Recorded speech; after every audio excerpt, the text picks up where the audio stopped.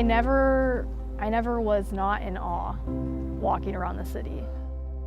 The first month you're there, you're just completely awestruck by everything. You just walk around, you're like, oh my God, I can't believe that I'm here and that there's all this history. It's weird.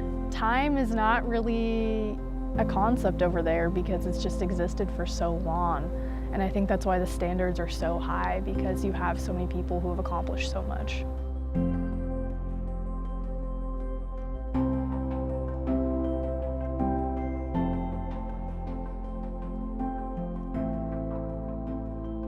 It is an extraordinary opportunity for IHON students to work, study, live in a community that is known for an elite university.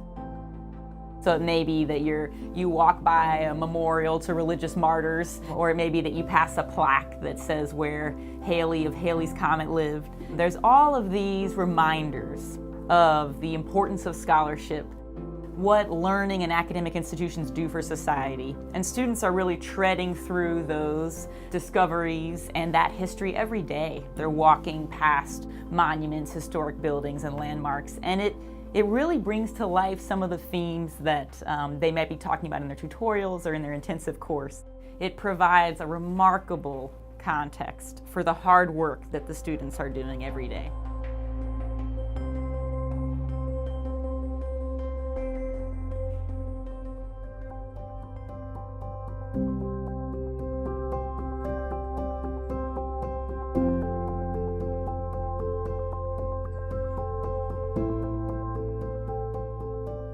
I gained so much self-confidence going to Oxford in my academic abilities.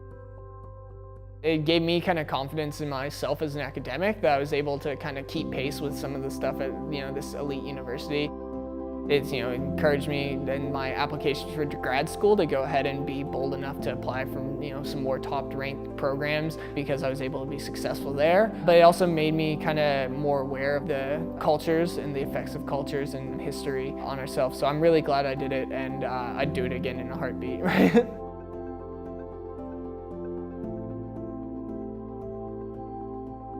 When all is said and done, they get to say they were able to study at the most elite institution in the world and interact with scholars there and really forward their own sort of honors experience through this remarkable opportunity to study at Oxford.